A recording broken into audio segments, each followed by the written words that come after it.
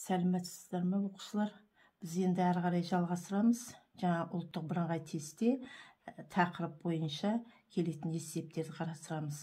Бүгінгі бізде серіппелі маятник тербелісіне арналған есептерді қарастырайық. Бұларды жиі кездеседі. Соны қарастырайық. Міне қазына тесттен қарайық. Ұлттық бірыңғай тестте 18-ші есеп. Есептің шартында былай деп айтылып тұр. Серіппеге 2 ньютон күш әсер етсе, серіппе 2 сантиметрге созылады. Осы серіппеге 4 килограмм жүк ілінсе, жүктің тербеліс периоды неге тең дейді. Енді біз бірінші есептің шартын оқып алдық, қарадық. Бұл есеп тербеліске беріліп тұр, тербеліс деп тұр. Дененің тербелісі, демек тербелістегі жүктің тербеліс периодын табуымыз керек. Ол үшін бізге екі формула керек мысалы. Бірінші, серіппелі маятникке арналған тербеліс периодының формуласы керек. Ол бізде Т тең 2 пи түбірасында М бөлінген К. Бұл жердегі пидің мәні берілген 3,14 метр секунд квадрат. М деген бұл масса, дененің массасы, К деген қатаңдық коэффициенті. Ал период тарпымен белгіленеді. Екінші бізде формула бұл Гук заңы F тең минус Kx. Осы екі формуланы қолданамыз.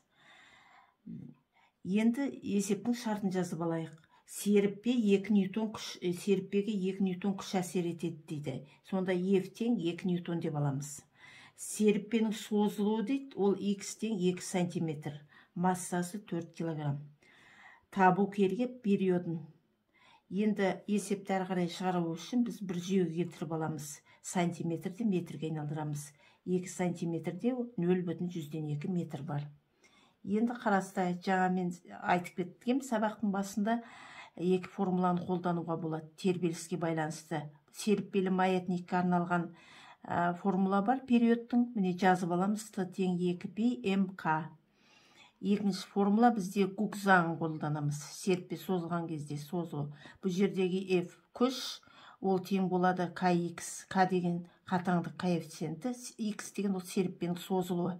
Бұл жерден жаңағы ненің бәрін жазып алдық формуланы. Енді әрі қарай формуланы жазамыз. Т тең 2 пи 2 пи түбірасында М К деп жазып тұр ғой. Соның орнына, мына К-ның орнына біз мына серіппен Гук заңын қолданамыз. Мына К-ның орнына. Мына жерден, мына формуладан, Гук заңынан К-ны тауып аламыз. К тең Fx. Енді жаңа К-ның орнына апарып қоямыз. Сонда М дейміз де, К-ның орнына F жазылады бөліміне, X алымына кетіп қалады. Енді сан мәнін қоямыз. Сонда жуықтап алғанда 1,26 секунд шығады. Енді тесттің несін байқайық, жауабын. Ондай бар ма, жоқ па?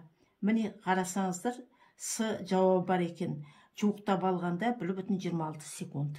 Міне, сонда біз жаңағы бұл жерде екі формуланы жаттап алсақ, шығару оңай екен. Міне жауабы. Енді өлшем бірлігін жазып кетеміз. Периодтың өлшем бірлігі 1 секундпен өлшенеді.